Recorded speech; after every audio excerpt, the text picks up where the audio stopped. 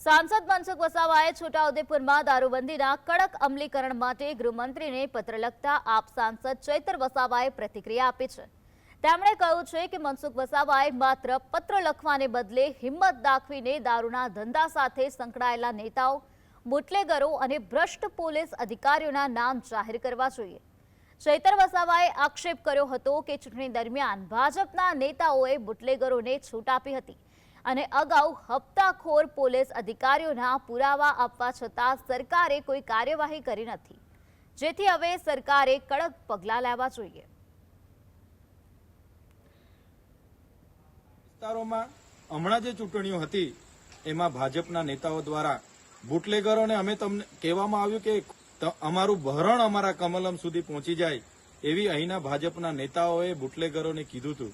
ત્યારે રાજકીય નેતાઓ જેટલા પણ બુટલેગરો, પોલીસ અધિકારીઓ જે આ પ્રકારના ધંધાઓ કરે છે એમના નામ હોય તો જાહેર કરે અને એમની સરકારમાં એમના પર કડકમાં કડક કાર્યવાહી કરાવવામાં આવે।